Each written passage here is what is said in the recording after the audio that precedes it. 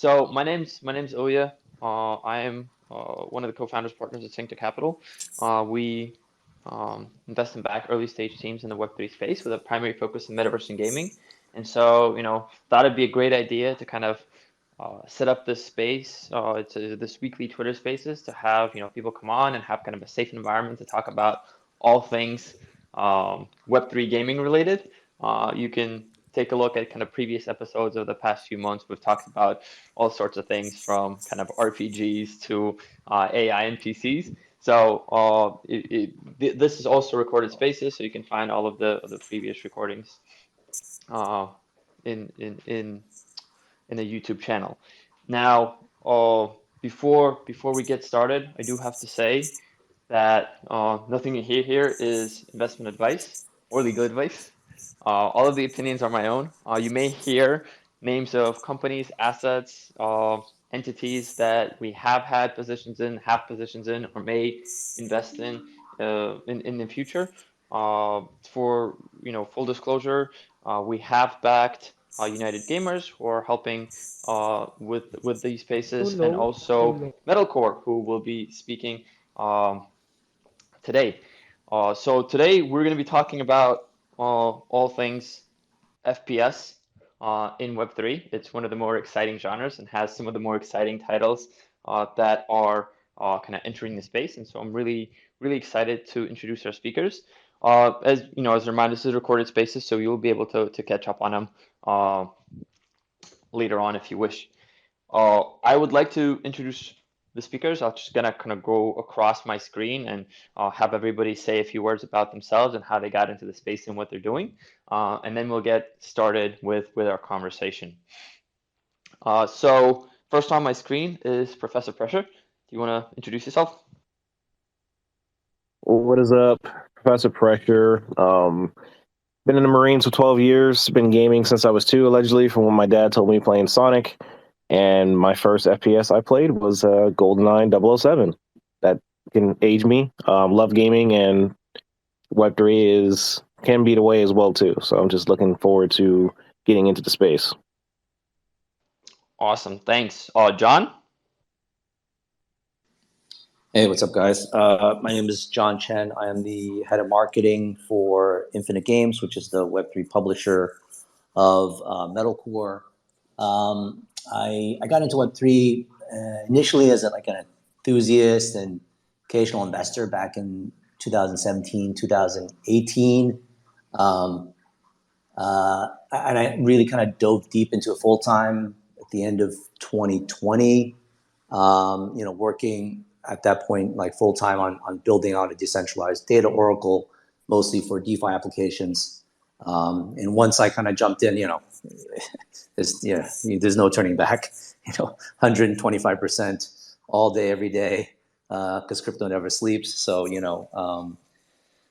involved in the space since. On the gaming side, I've been pretty much into games since I was a young kid. I remember playing Doom back in the day as a teen over local area network. A couple months later, I started playing text-based multi-user dungeons, playing this essentially an RPG online, but text-based in real time. It was totally eye-opening because it went from playing by myself on just a PC or a console to being able to play with all these other players from around the world, and it was just completely eye-opening. And now to be able to kind of combine all these things together, helping to build that Infinite and Metalcore is really, really a dream come true. Awesome, thank you. Kyle? Yeah, I'm Kyle Gordon. I'm the Director of Business Development and Partnerships here at Wagyu Games. Our first proof of concept game that we have developed and given out here is Undead Blocks, which is what everybody knows us by. Myself personally, I got into crypto back in 2014 as an engineer and developer, coming to the space from a mechanical engineer, software engineer background. Been building with amazing people since then. Really got into gaming aspect of it because I believe that's one of the large ways that we can get mass adoption and make it very fun. Of course, I'm like everybody else here. I remember playing Doom. I remember playing Sega Genesis. I remember playing Nintendo. I'm from those eras of the 80s and the early 90s. So most definitely was a huge influence on me. coming up through gaming, and then seeing how people are not getting to hold what they're investing into and not getting to own their own assets, as you would say. So wanting to change something in the crypto space and give it out to everybody and bring gaming to a different level. And that's what we're trying to do here at Wagyu Games. Awesome. Next up, Yogi. Morning, guys. I'm head of biz dev from Cathedral Studios. The title we're working on right now is The Bornless. My background is a bit between both esports and business. So going back, I had a brief stint of semi-professional CS 1.6 and Source. I'm a little too old for Go, so I didn't get big into Go, sadly. But and then I got into Web3 more so from the traditional sense. So trading and investing has always been a bit of a hobby of mine, from stocks and Forex and things like that. So I came into Web3 initially from traditional investing, but being a lifelong gamer, once I started seeing this powerful Web3 gaming concept come into play, I really wanted to get involved. So I've been full-time in Web3 for about 2.5 years now. So yeah, just really looking forward to what the Web3 space is developing as a whole, but in generally gaming being that's sort of my passion. So Fantastic. And last but certainly not least, Joshua. Hey, I'm Joshua, head of experience here at Shrapnel. My background is sort of the more traditional game making space. I come from coming up on 20 years of making AAA video games. I've worked on Madden and BioShock and Halo and a bunch of stuff that people I'm sure have heard of. My first exposure to the crypto space, to Web3, was sort of mid 2016-17 as somebody interested in new technologies, and kind of came in from that more collector and acquiring and that sort of space. And then from transitioning into Web3, my interests were starting to see a new way for creation and creators to be empowered and enabled, and sort of the future of that led to gaming and how those two intersect. And that's what got me to Shrapnel, is seeing where we could bring balance between creation and gameplay and empower sort of a create to own model. And I think it's the future of gaming. Awesome. Thank you so much. So the way I would like to have this is just be a free flow discussion. I'll throw out some questions, some topics, and everybody can jump in with their thoughts. If everybody's way too shy, then I'll start calling on people, but hopefully we'll have some brave souls who get us kick-started. And to just open up, I'd like to discuss, everybody here is building FPS, and I want to know from your perspective, what makes FPS so compelling from kind of a gamer perspective and also a developer perspective? Why are you building, or why are you playing these games, and why do you think they could be the front runners for the Web3 space? Yeah, I mean, I'll kick us off. Like, it's 6 o'clock in the morning. Let's get this party started. Look, I think there's a couple of things that make FPS so compelling, right? We as humans are animals at our instinct, and we are predators by nature. And I think that the space of FPS allows us to express this intrinsic instinct that we have that can really come to life and be expressed in a way that sort of can't be done in many other places. I think what makes the gameplay of FPS so compelling is the ability to develop and cultivate skill. So you can pick something up and have no skill, and in a very short period of time, if you commit a little energy to it, suddenly you can be getting those dopamine hits that make the gameplay so thrilling.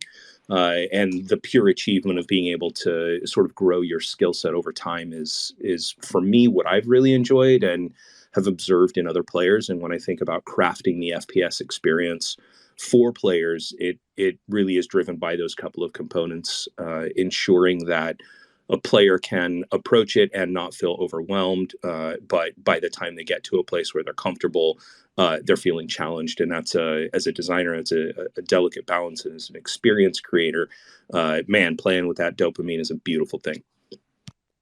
I totally agree with that, actually, because in my opinion, it might be a bit subjective, because I come from a background of FPS games.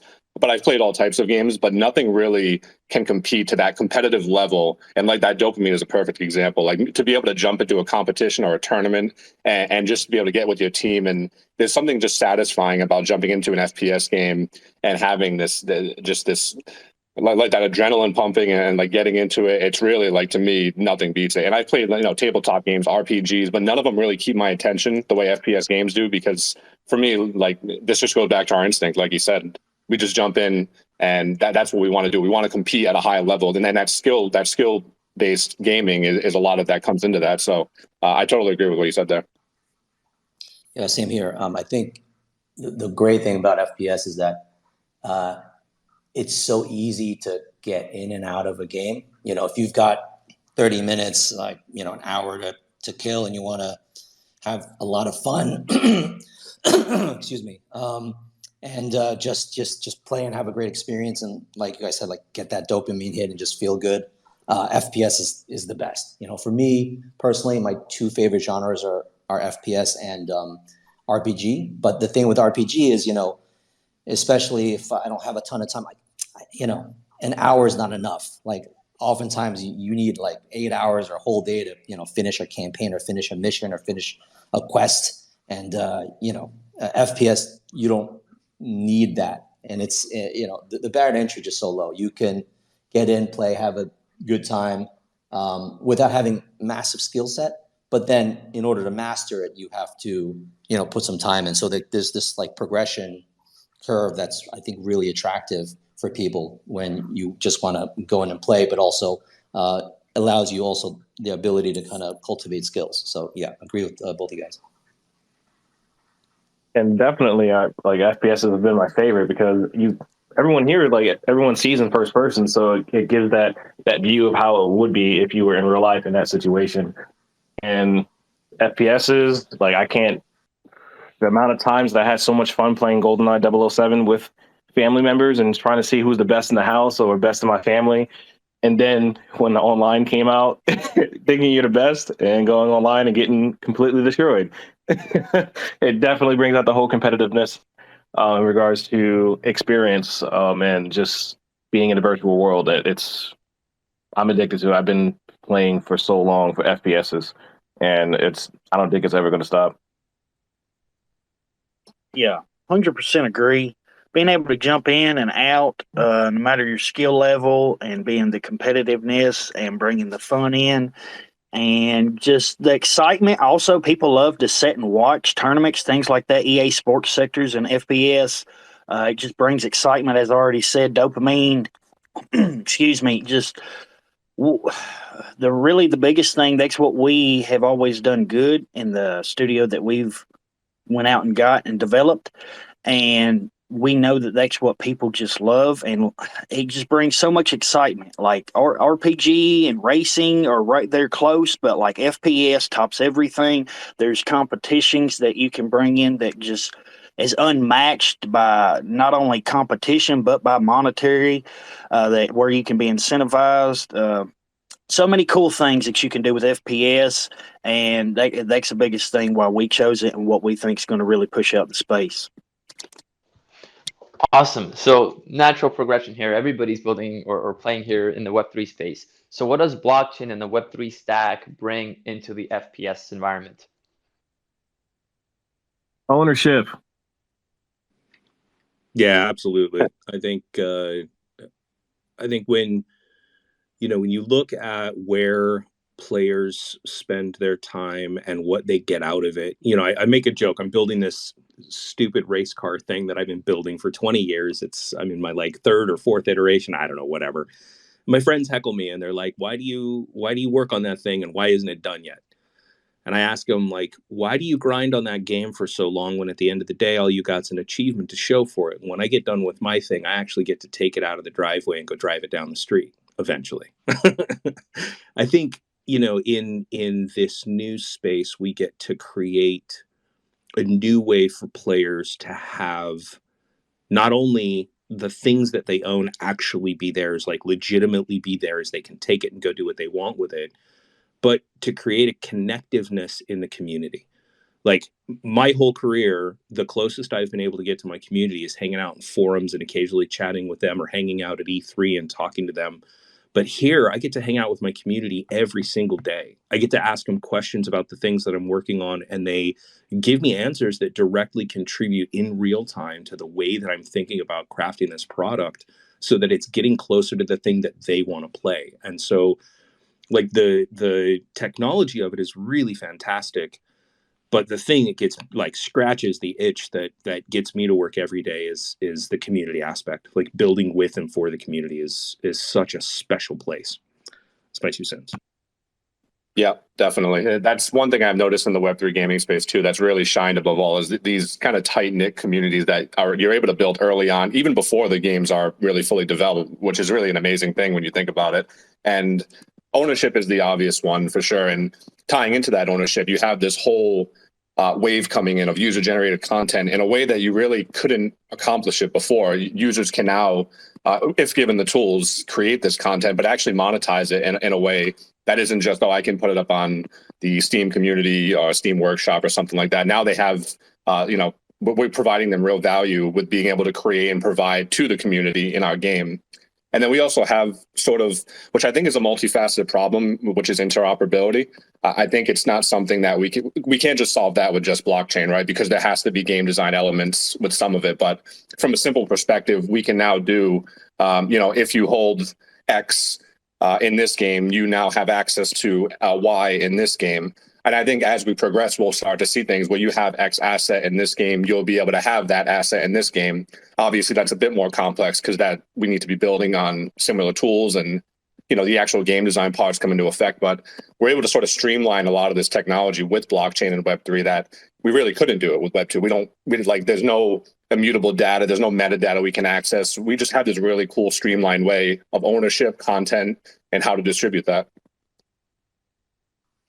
I agree with both of you guys in terms of the tech and the interoperability being great tools. And I think everyone kind of, it's like preaching to the choir, right? We definitely agree on the technical benefits and value it brings to the gamers. But in addition to that, I feel like that's also one of the reasons why, the community aspect is so great, not just from the player or gamer side, but also between projects. Like, the fact that we can all be on these panels and talk about the future of Web3 gaming and to be able to really collaborate with each other and support each other, I think is just great, right?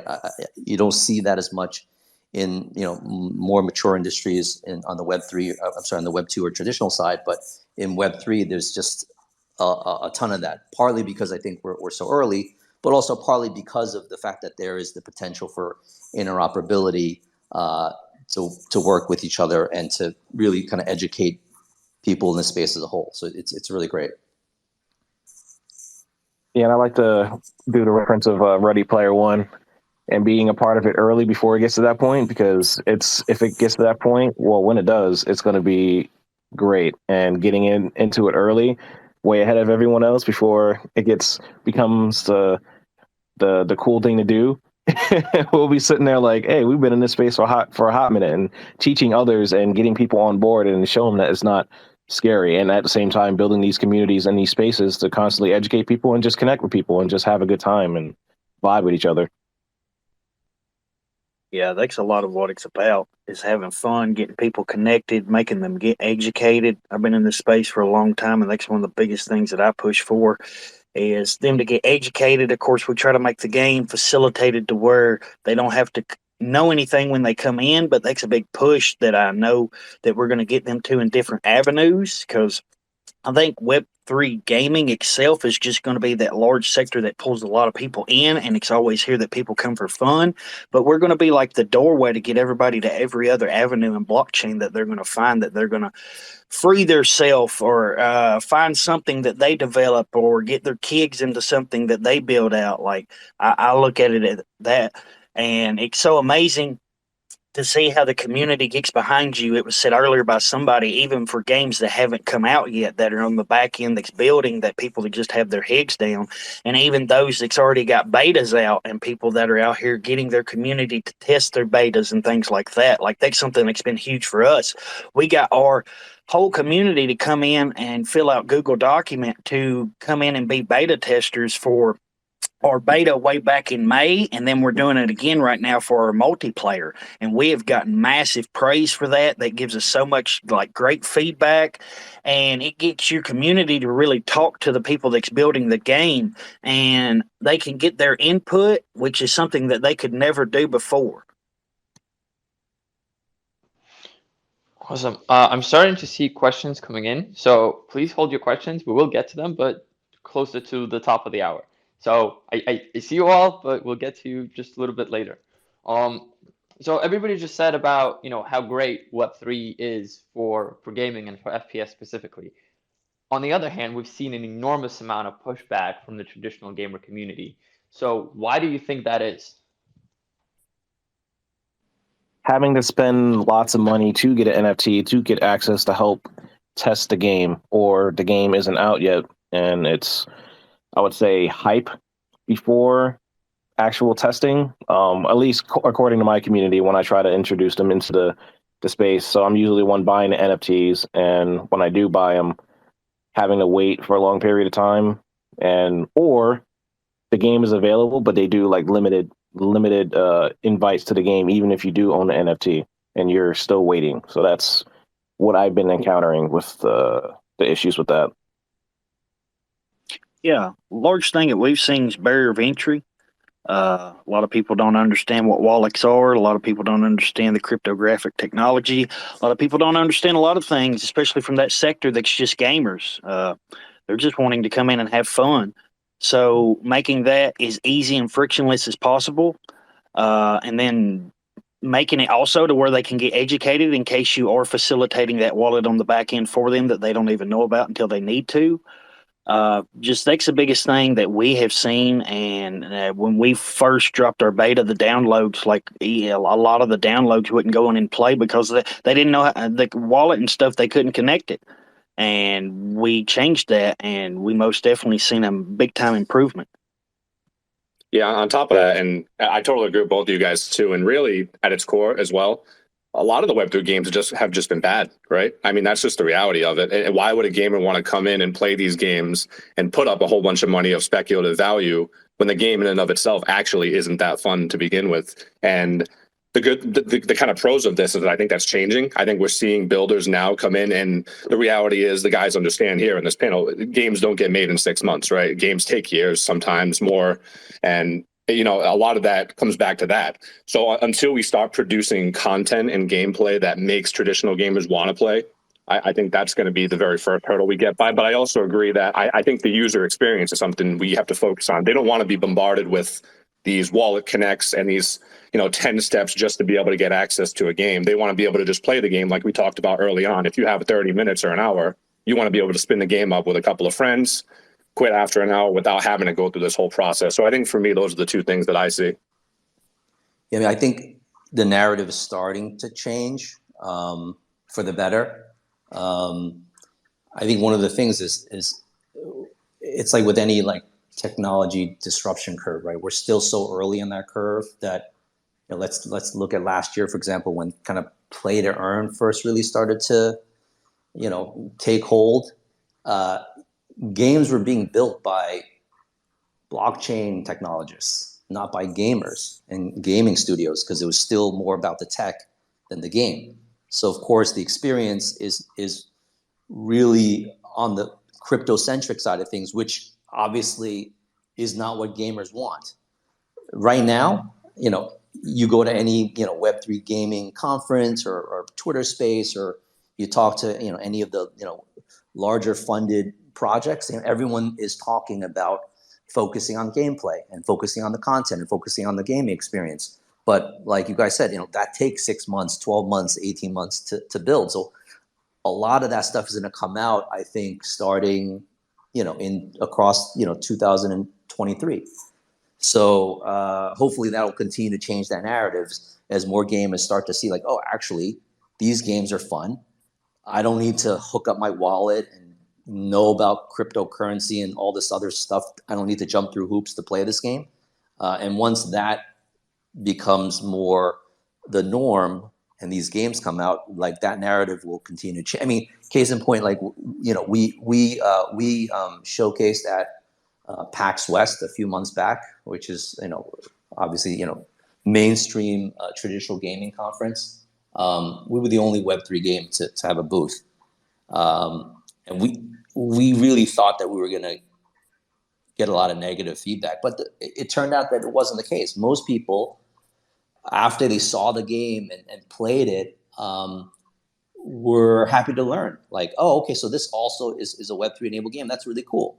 You know, and there were certain naysayers, but once we kind of showed them that, look, we're not like a play to earn or, you know, pay to win type game, they kind of were like, oh, that's really good to know. We're interested to learn more. So I really think gamers are open-minded. It's just that us as an industry hasn't gotten there yet with the quality that the gamers deserve. But that's, like, I think, starting to happen now. So it's going to be interesting to see how that plays out over the next 12 months.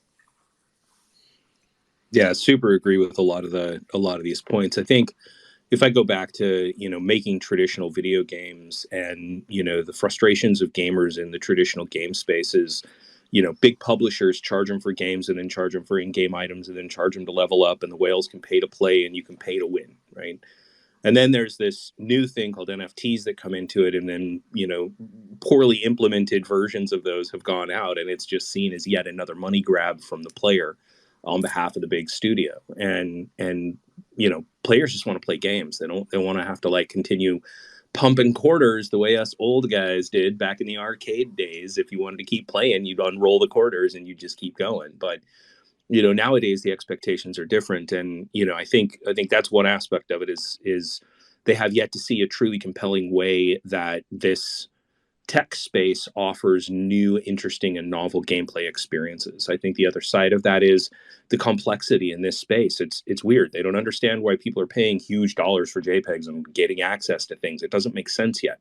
And so, you know, I think Kyle had said it well, is like, you've got to change the experience and make it so that it's transparent to the player. You know, we often, when sort of sharing the way we think about it, is like, blockchain for us at Shrapnel is the TCP/IP of the internet. Like, nobody goes home and talks about the TCP/IP connection with their friends. They talk about the rad YouTube video they just watched and they send that to their friends, or, you know, whatever weird thing they saw on Instagram, right? They don't talk about the power that underlies that and enables that experience. And if we in the Web3 space want the traditional, we use the name Toby, the traditional Toby to come and play the game, Toby's just got to come play a game. He's got to have a path to come in and create, you know, and have that experience and not have to worry about linking a wallet or understanding Web3 or making sure they have the right access on the right subnet. You know what I mean? Like,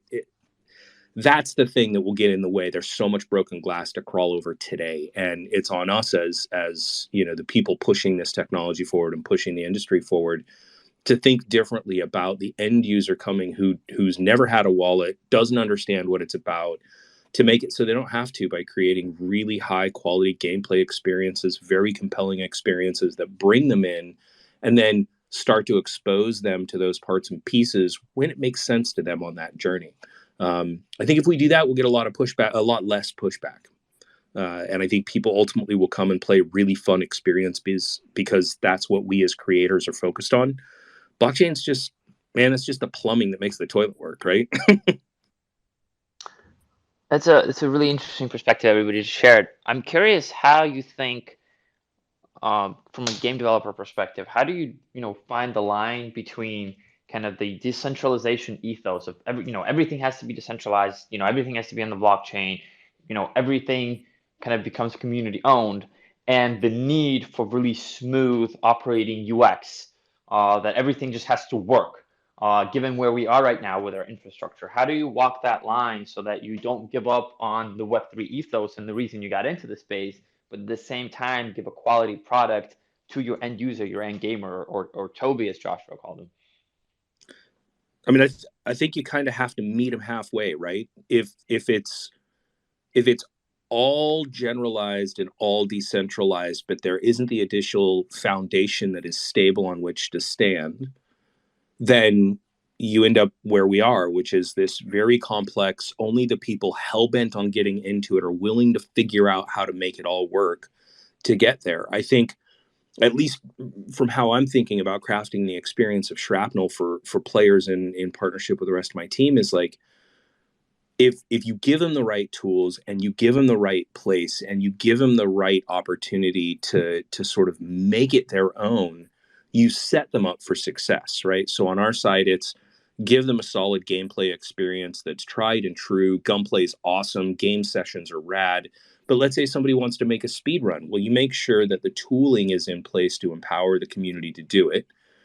And you ensure that the ecosystem is available for the player to sort of monetize their investment of time to create the thing they want to create, right? The create to own ethos. And in doing so, if you did the job right, which we hope we're doing the job right, is you make sure the community's there in the beginning anyway.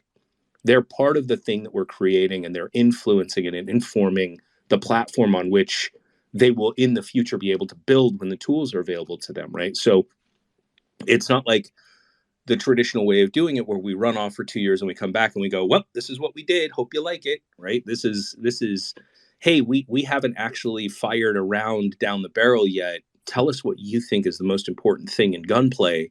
And then we're going to go focus on that and get that part right and bring it back to you and let you know, give you the opportunity to let us know if we got it right.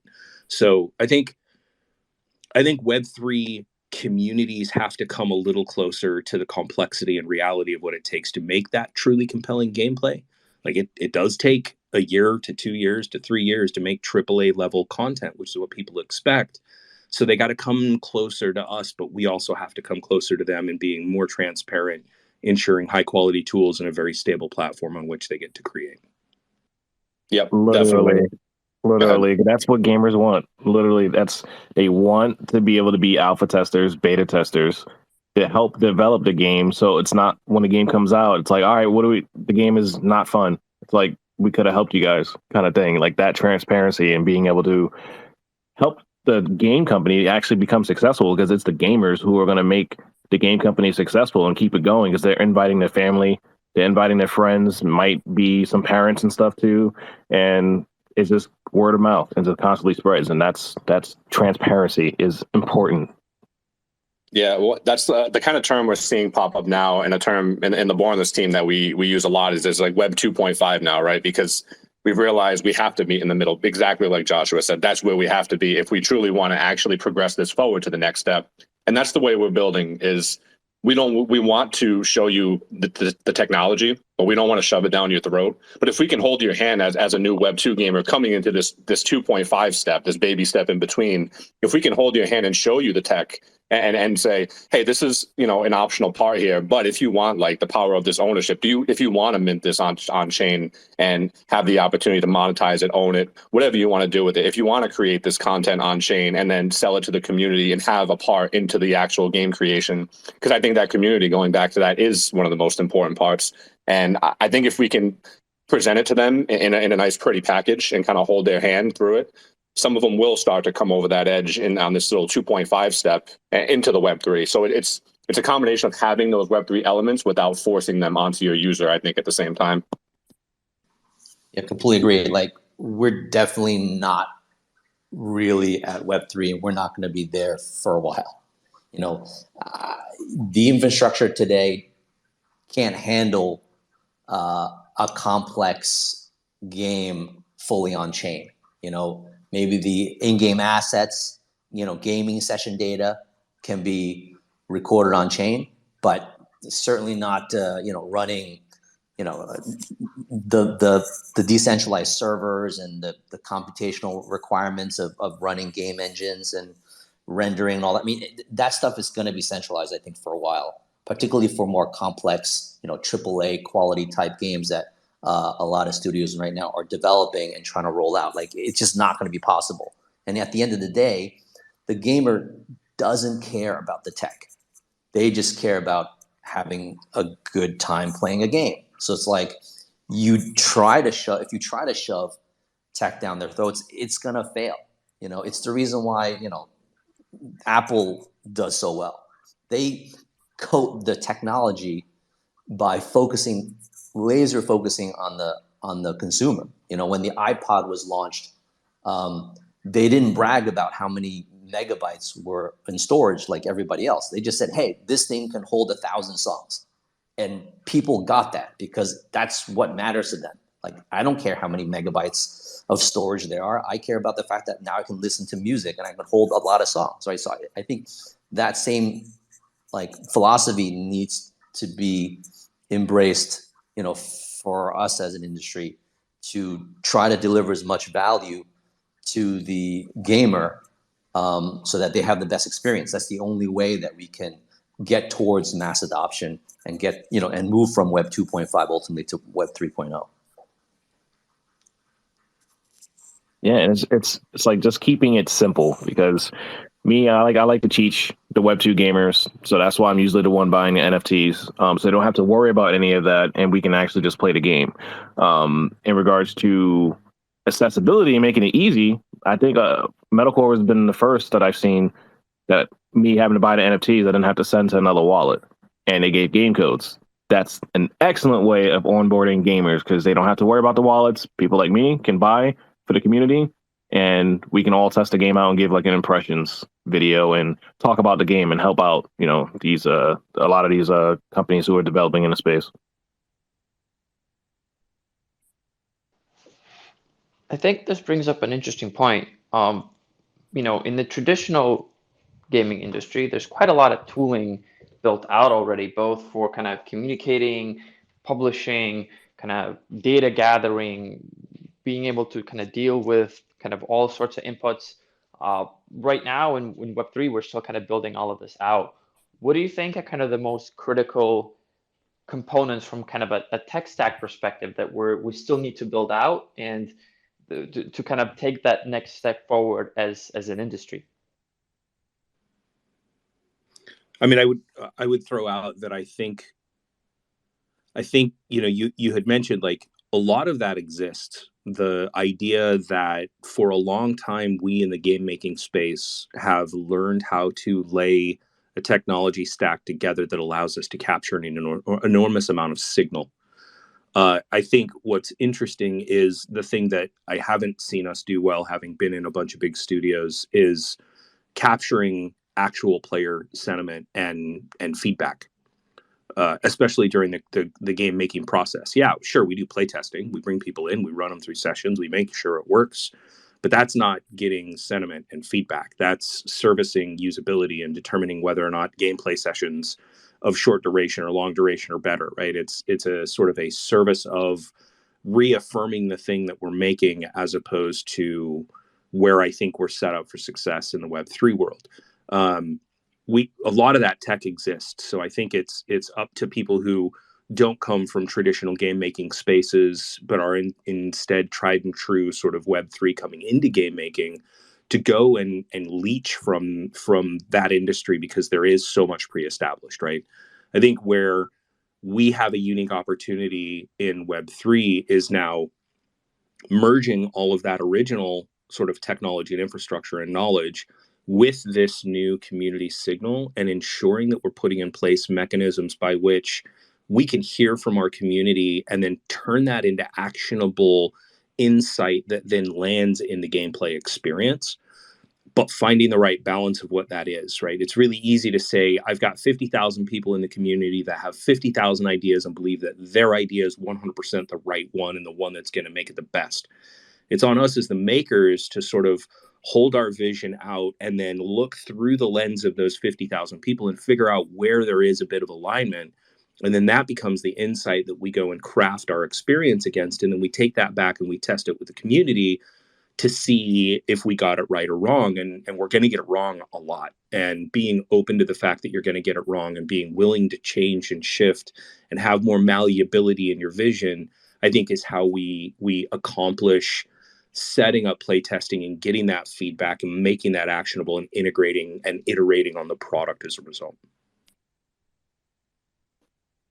Yeah, and I think getting it wrong, that was a great point, because that's like a stance we have taken. We've been really transparent with game development, and that's what we tell people. Come in and break it. That's what we want you to do. We want you to come in, break the game. We'll fix it. We make it better. And that has risks too, right? Because in game development, especially when you're so transparent with it, not everybody always, especially in Web3, I've noticed, not everyone recognizes, oh, hey, when you come in, this is early access, you come and try this, but then they notice something. It's like, oh, this game sucks because that's not working right. It's like, well, yeah, we know, this is the whole point. Like, you guys come in and this is what you're here for, right? So with Web3, it's been a weird thing of come in and play the game, recognize what we can do better, but kind of ignore the stuff. Like anytime you release content or a trailer or anything, people are like, oh, that's not what I expected, it's bad. But the reality is it still has work, right? So getting that community involved is important as well. Yeah, so that's that's- exactly. Oh, wait, I'll stop. Go ahead. Oh, and I was actually laughing about the early access and people like constantly like just immediately roasting it. Yes, it's a funny thing. The ones I introduced, they say the same thing, but I'm like, they don't understand some of them. Of course, things ain't going to look great because the game just started out, but it's joining the process and helping them make something great way before the game comes out, because AAA companies, the Web2 side, a lot of them get it wrong, and the game releases and it's so many things wrong with it on release and people already bought the game. Web3 or 2.5 can do that way ahead in advance, and when the game comes out, it's already there because people have been playing it. And yeah, if you can beat AAA companies in regards to that, yeah, Web3 is going to definitely be a thing. I think part of it is just setting the expectation. I think it's just great that we can involve a growing and organic community of fans and gamers almost from day one, and essentially take that community along for the journey of the development of the title, right? And if the proper expectation is set, hopefully they'll understand that. So it's not like, hey, when we release it, it's not a complete product. This is our pre-alpha. There's gonna be bugs, there's gonna be issues, and we expect you to go in and break it and just let us know what the problems are, what you feel like are improvements. We just launched our open world alpha just a few weeks back, and we set up playtest sessions, and we pretty much said, look, this game needs a lot of work, but that's why you guys are in here to break stuff. And we took all the feedback, and every week we've been releasing new patches and updates, and not all of it is technical fixes. Some of it is, because, hey, it looks like our loot is not respawning quick enough, or our enemy AI is too strong and it's not making for a fun and engaging experience, or there's too much of a grind going on in this part of the game, etc. Right? Like, and we just try to keep on fine tuning, and I feel like this adds to the overall experience.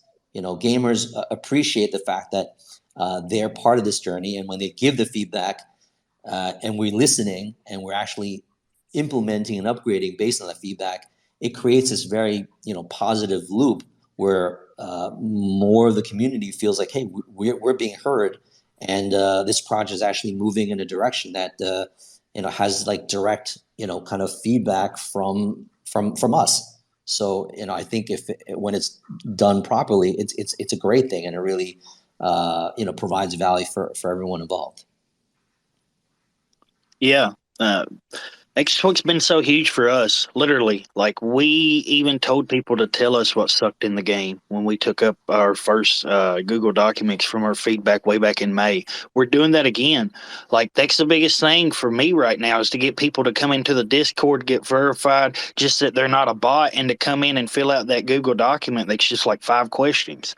And like, that's so huge, because yes, you're going to get people that might not give you I guess what you might be expecting as in feedback, but you will get something from them that'll tell you in a way that you're moving, whether it's right, wrong, what needs to be changed. We also picked up some moderators and some people that actually work in the team from the first one, like people that are amazing in our community, like that we never would have really got to pick out and choose where we've got a very large community.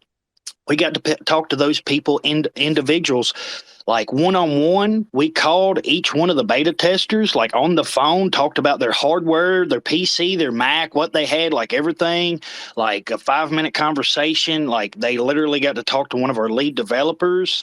They had a chat with them that they got to come in daily and drop feedback. And then like we would pick out ones that were a little bit better at picking up bugs and things like that. And we would go one-on-one with them. It's been amazing, and that's something that's really going to help us with multiplayer that we're going through and testing right now, and just the whole development out of the game and the further into next year and what we're going to be doing there. Like if we didn't have all this feedback in the community and what they've been doing to help us and even getting them involved, we would not be nowhere near as far along as we are, and we would not have the quality that we do, and we would have all kinds of little things. Like we had people that was finding bugs of people you being able to jump and run on the damn houses and stuff, like getting stuck in a box and like a zombie being able to come up and kill you because you couldn't move out of it. Like there was so much stuff they had to go through. It was insane. And like us as a team, we could go through and find a lot, but still like working 20-hour days, you're going to miss your eyeballs. Like you're seeing things when you get that community outreach to come back in, especially if they're invested in, because they really want you to make this to a caliber of that AAA or something that can come out and can bring in mass adoption, or they can really be proud to say that they're part of. And that, I mean, I can't say that enough. I love the hell out of our community for that, and just tremendously I try to give back and give them as much praise as I can, because we're where we are because of them. It's really great to hear that there is so much community give and take. I'm curious, how do you foster that? You know, as from a player perspective, how do you engage with that? When the game, has been mentioned a lot of times, it may be years out, right? So, how do you parse out those, that content, those play tests? What do you ask players when the game is so raw, so that it's useful both for you as a developer and it doesn't, for the gamer, it doesn't feel like their time is being disrespected? I mean, I think John might have said it best, which is you have to manage their expectation. Players don't know what they don't know. So because of the way traditional game development goes, studio comes out, says we're making this thing. Here's this unrealistic sizzle trailer that may or may not even remotely resemble the thing they end up making.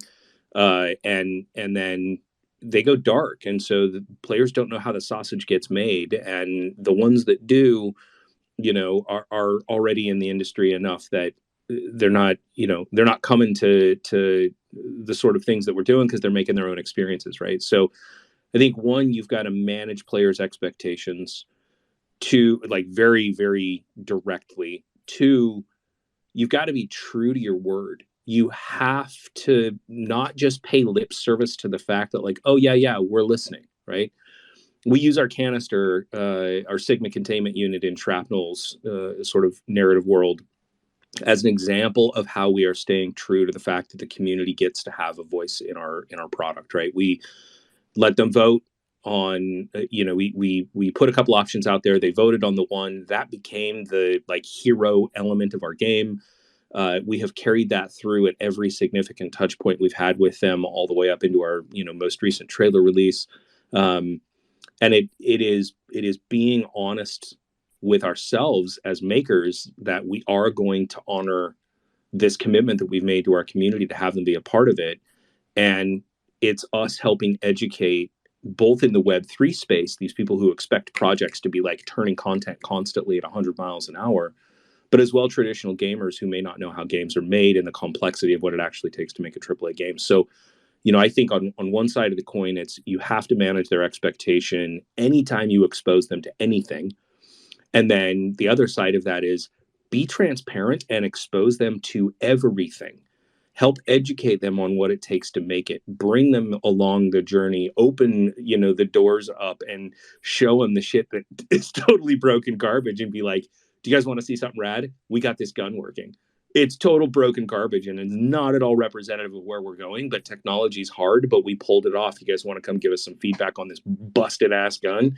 Those moments are really cool because they then start to feel a part of it. It starts to become their project. They start to create a vested interest and feeling in the creation process. And then they begin to come along on the journey. And in my experience, it only takes a couple of times to teach them where you are in the process and what that actually means in the greater scope of making high quality AAA style content. Yep. And I think I totally agree with what you said there. As far as being transparent with the community and having them have a real voice and actually following through with that stuff, I think we kind of nailed it there. And for us specifically, we're just coming off of this past weekend, the biggest tournament that we have personally done, at least as a game yet. And one thing that we decided to do as a team is we have these factions. That's who entered into the tournament, and we're taking a representative from each of these factions. And over the next week, we're going to be hosting basically an open stage feedback sort of session and we plan to do that bi-weekly, couple times a month, whatever it is, and have the feedback of these teams. It's a variety of people from esports teams to just Web3 investors to gaming guilds and things like that. So it's a variety of opinions that we can get that aren't necessarily just ours as a team, that may be our subjective opinions. So we're going to hold basically an open stage for these managers to come in, get the feedback from their team directly and come and present it to us in a way that makes sense. And basically an open discussion sort of table that we can have feedback passed back and forth between our members of our community and the team directly. So I think that's a really powerful way to be able to get their feedback, be transparent about it, and progress the game as a whole, really. Yeah, totally agree about the transparency thing. I think it's really critical.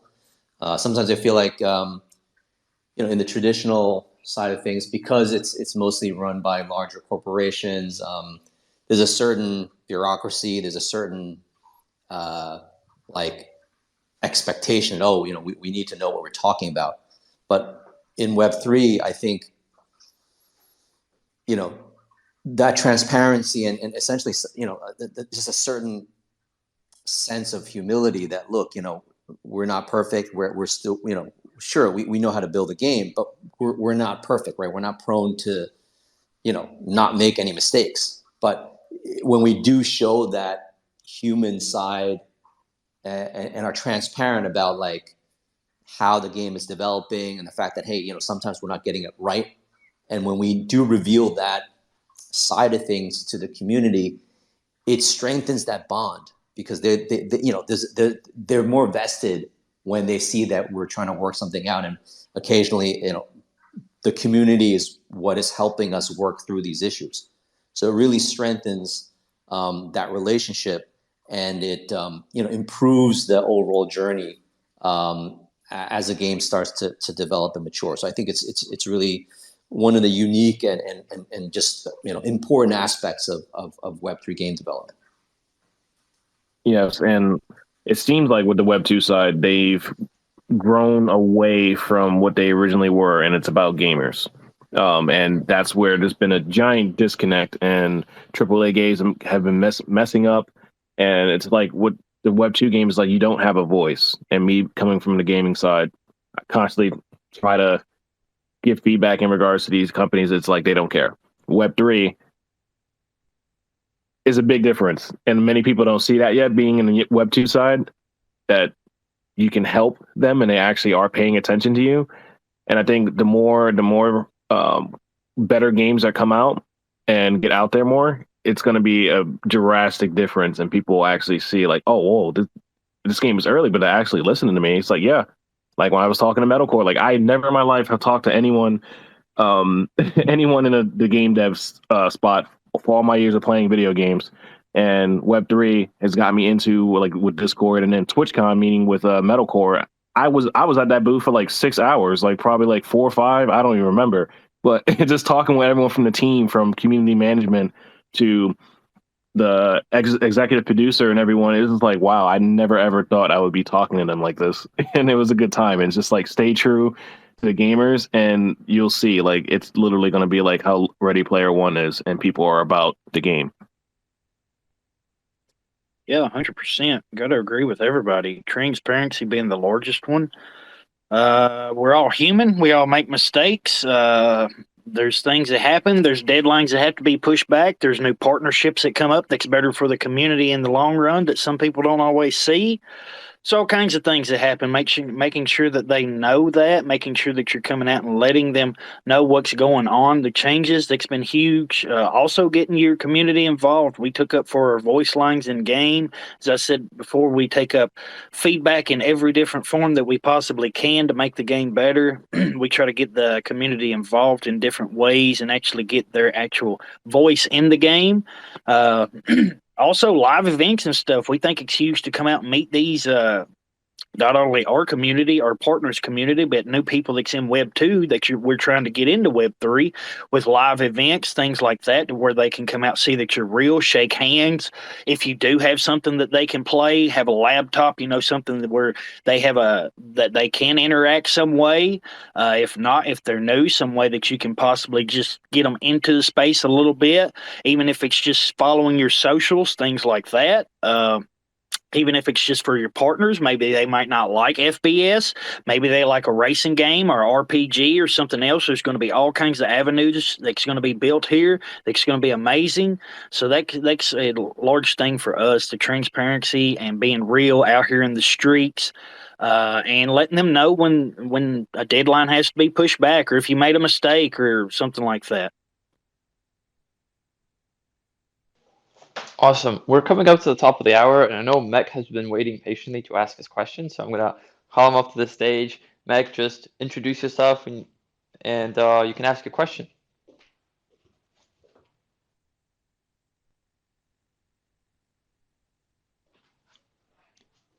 Mech, you can speak now. Oh, hey, what's up, guys? I mean, honestly, I didn't really have any questions in particular for anybody. I love what this space is about. What's up, Kyle? And it's just a habit for me. Whenever I get into a spaces, I instantly raise my hand.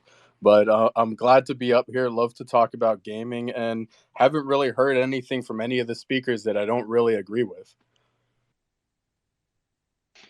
I have one question that I want to kind of close this out with. And, we've, throughout the conversation, it's been mentioned by speakers, we want to build, AAA quality games. What happens when AAA studios finally figure out their way and make it into the space? How do you compete against, the Blizzards, the EA Sports of the world, as a Web3 native studio? I mean, right now it's different. Us from Mech, we've got a lot of experience with Web 2 gaming, and we're not really going for that, top of the line 1 million HDR, whatever DP, visual effects. I mean, we're making mobile games, and you don't get that same AAA quality graphics on mobile with our gaming engine than, you're going to get from games like Undead Blocks or Shrapnel or something along those lines. Like, eventually it's going to get there, but for now, the mobile games, that's what's going to end up bringing in the masses. When you bring in the masses, that's when the big players get involved. That's when the billions of dollars comes in to develop all of this technology. Right now, like, there's a lot of VCs here. There's a shitload of money here, but it's nothing compared to what's going to come when you get that first game with 5 million players and people are like, holy shit, are you serious? This is Web3? All right, now I want to learn a little bit more about it. And that time, then there's going to be a new wave of technology and resources for these indie game developers, just like there are now. I mean, crowdfunding came along, Kickstarter gave people options, blockchain technology, this technology is going to be here to stay. And then it's going to be up to someone else to innovate. Someone else will come up with a platform for those other game developers. It might be EA, it might be Blizzard. Like, the big players want to get involved at every level they can, but this technology is going to always give options to people, which is something that is, that's something that we haven't seen before. Like, this open source available technology that will become developed and give people more options and more resources than they've ever had before. Yeah, and I think to that point, an example is in Web 2 specifically, when you think of traditional gaming, they all have their crutches right now. They're all good. They have the Call of Duties, the Apexes that they'll fall back to and they'll play. But I don't think necessarily everybody has to compete with AAA. Every month you hear of a new indie or AA game that will come up. They'll hit the top of the charts and eventually turn into a larger game. If you think back, like when we went through this survival crafting phase, one game I played out was like 7 Days to Die, for example, and spun up by a pretty small team, like a super early access alpha. And now they're on like alpha 20, basically, where it's progressed so much. And a lot of that comes down to tooling too, because I think AAA has become this really obscure term that we use a lot, and people just kind of toss it around aimlessly. You know, we're AAA this, AAA that, and some people have the right to actually say that, and that's very true. But when you think of the tech that, like Unreal Engine 5 is a perfect example, they've given us this tooling that allows us to make amazing content with, I'm not going to say very little learning curve, but because to make great content, you still need to be experienced and know what you're doing. But UE5 is a great example where you can make AAA content with 2 people, right? I mean, I'm not saying it's going to be a fully fleshed out game, but you know, the content itself, the quality of it's like we have this tooling that's amazing now that they're building for us. And so AAA, I think, is a bit of an obscure term that it gets tossed around a lot that doesn't necessarily always mean anything. I think it's more so the question is like when these, you know, just insanely funded to the gills teams come in that have $200-300 million to dump in. And again, I guess that goes back to my point. We don't really have to compete with them because I think making unique content is important. If we can come up with something that isn't the norm, that isn't just another Apex or Call of Duty, something that actually kind of changes the loop a little bit. Gamers, they like that. They'll always fall back to those standard ones and play them, but they want something new as well. So I think that's important, is making unique content with the tools that we have. Yeah, and AAA companies really, they only have like graphics that make them stand out a bunch, but they don't nail the transparency. If Web3 can nail the transparency and get to the graphics kind of to like how it is, but have way better gameplay and constant having different game modes to make the game last longer too, which is what Fortnite is doing. Like Web3 can definitely make it. And it's going to be crazy. That I can't wait to see just multiple game types in Web3 games. Just so it's like Battle Royale, you can get in and get out. If you want to do the survival one, you can do the survival one. It's just having multiple stuff all over the long term of the game development. Yeah, I think as we get into next year, we're going to hopefully see, you know, 1 or 2 breakout hits on the Web 2 side as these more, you know, game focused titles start to roll out. When that happens, and when they start to, you know, announce that there's, you know, there's you know, million, you know, hundreds of thousands to you know, million plus, you know, gamers starting to play these titles, I think that's going to be an inflection point that's going to get some of these larger studios on the Web 2 side to start moving in. I'm pretty sure that, you know, they're already you know, staffed up and they've got dry powder on the side to deploy into projects, potentially to acquire, to consolidate, and who knows what else. But it's definitely it's more of a matter of when, in my opinion, versus if. You know, ultimately, long term, if you you know, look at 5 years or more down the road, I think a lot of games will incorporate some type of Web3 element in some form or shape. It'll be underneath the game and kind of seamless, you know, just like I think Joshua, you're saying, like, you know, it's the TCP/IP stuff, right? No one's going to really talk about it. It'll just be in the background running and supporting.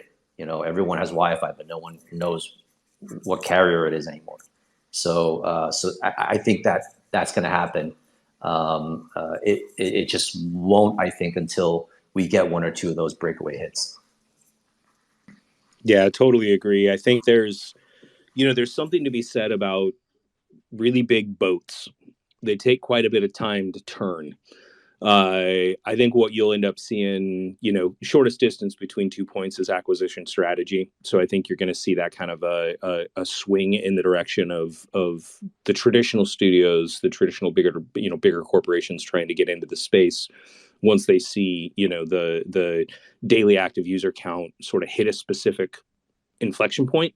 I think John was spot on with that. The thing that I think is the more complicated part is, having been in those more traditional studios, there's a mind space that exists that you have to be willing to get into, that will be very, very uncomfortable, I think, for a lot of the traditional game makers. And like, even in our studio, it's so funny, man. We are constantly having that moment of like, it's got to be really good, but we got to be transparent. But oh my God, it's got to be really, like, there's this ever-present balance between holding true to what AAA is, being such a tossed around term now. There is a reality to the definition of it, and to be able to sort of stay true to the aspiration of what it actually means in quality of content, quality of experience, and all of those pieces coming together to create epicness in gameplay and game experience, right? So I'm less spiritually worried about, oh my God, they're going to come and get into the industry and everything's going to change again. I'm excited for that first sort of significant player to come into the field and do what we're doing right now, which is make a shit ton of mistakes, man. Like, really getting it wrong and really learning what it truly means to be in this space, to be open and agile, to be connected to your community in a way that just that muscle doesn't exist in those larger businesses, because they're motivated by different things. And once those motivations change and they adopt the new way that game content can be crafted and created in partnership and in collaboration with the community, I think then we're going to start to see something really magical happen. And again, I think John was the one that made the point, like, that's when we're going to see the true shift to the next generation of how we make video game content.